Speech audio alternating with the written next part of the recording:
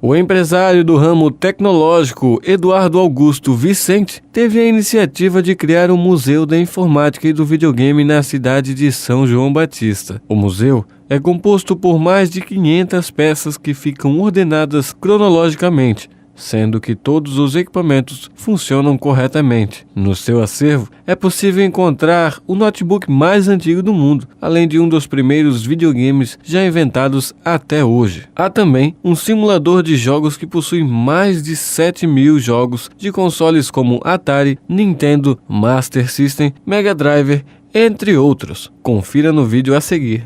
Então aqui a gente tem as impressoras, toda a geração de impressoras, começando pelas impressoras matriciais, depois veio as impressoras de jato de tinta.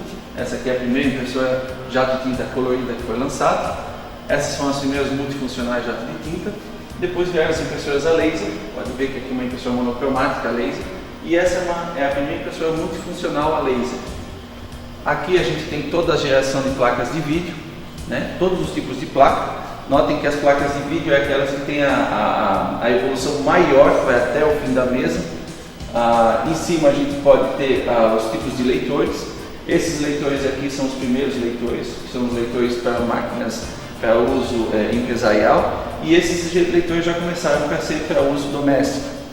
Aqui a gente tem os leitores de alta capacidade, que são os ZIP, e lá os leitores a laser. Então, aqui a gente pode verificar toda a evolução das placas-mães, desde a placa do primeiro computador, que foi o PC-XT, depois veio o 286, o 386, o 486, o Pentium 2, que o soquete era vertical.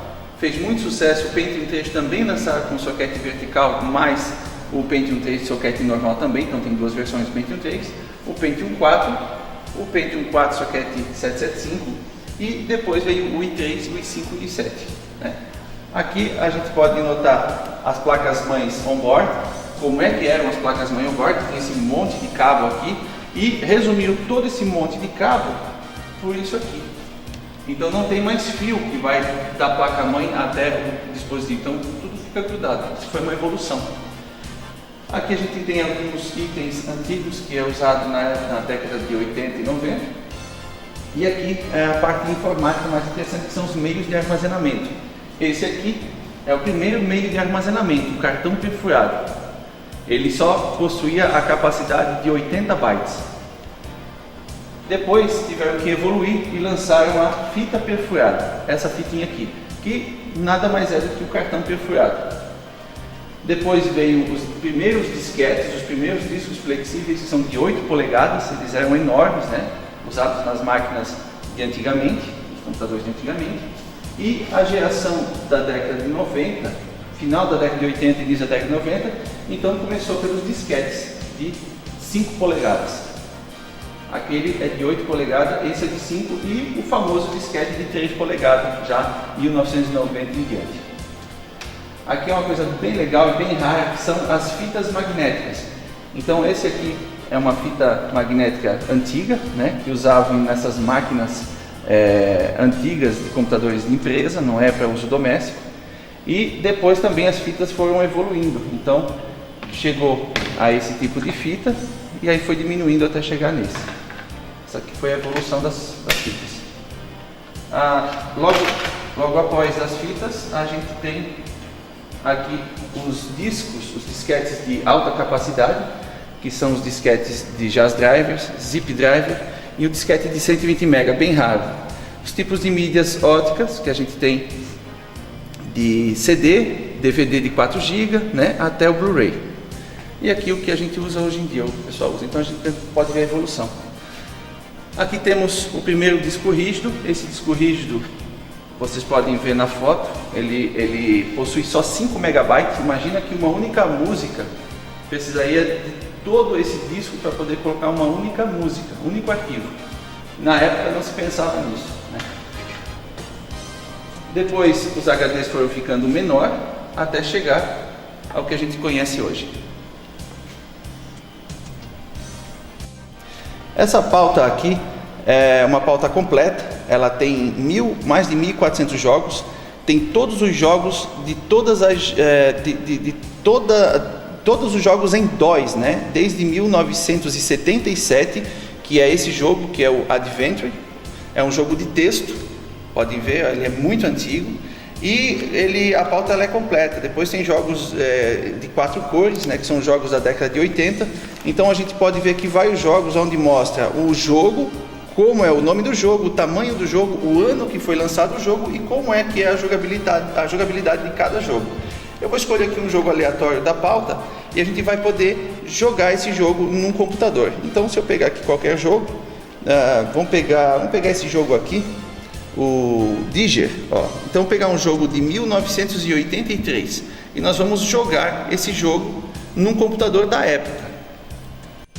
Então, eu vou pegar esse joguinho que eu acabei de escolher da pauta e eu vou jogar num computador da época, né? Esse computador é da década de 80 também, lançado em 1987, e eu vou jogar um jogo de 1983 nesse computador. Então, na época não existia mouse, eu vou ter que digitar o comando para entrar na pasta dos jogos, e aí eu vou digitar o jogo. Aqui então mostra o joguinho, o ano do jogo, né? Bate com o ano que a gente viu da pauta, 1983. E aqui eu começo a jogar o joguinho. Pode ver que na época o som do notebook não é um som com uma qualidade muito boa, com aquilo que a gente encontra nos computadores de hoje em dia. Eu não posso deixar eles me matar. Aí eu morri. A gente pode verificar aqui no Museu da Educomp uma peça bem rara, que é o primeiro videogame, a primeira geração de videogame do Brasil, e está aqui em funcionamento, que é o Telejogo 1, né? Temos o manual do telejogo, temos o console dele e uma televisão daquela época, né? Onde se fazia essa jogabilidade. O ano desse telejogo é de 1977.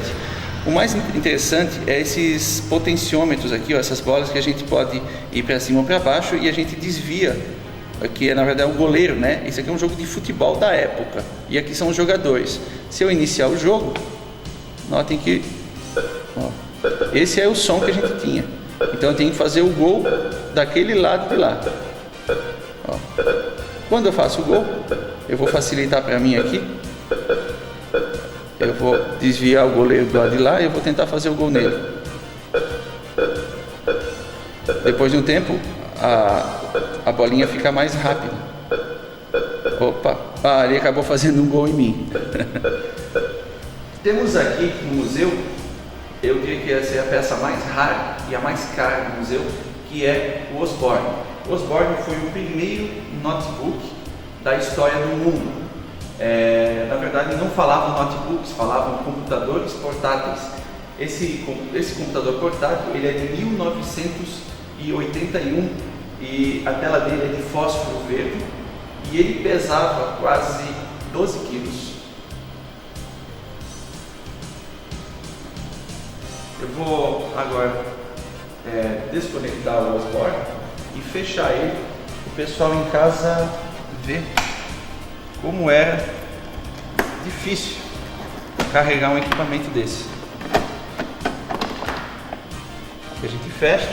O mais interessante, esses são os disquetes que ele usava, né? Aqui é um porta-disquete. Aqui são o local onde a gente colocava esses disquetes.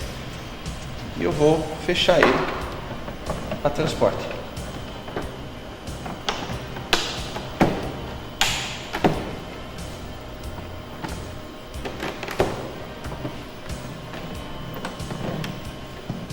Então, é assim que se carregava em 1981 um notebook. No Museu da Educomp a gente tem um simulador que dentro dele tem todos os jogos, todos os consoles, todas as gerações. Então o visitante vem aqui e ele lembra, pô, você tem aquele joguinho do Atari, da minha época. Então a gente vai mostrar como é que funciona. Aqui a gente escolhe o jogo e aí no telão mostra o jogo. E nós vamos simular esse joguinho, pessoal matar a saudade.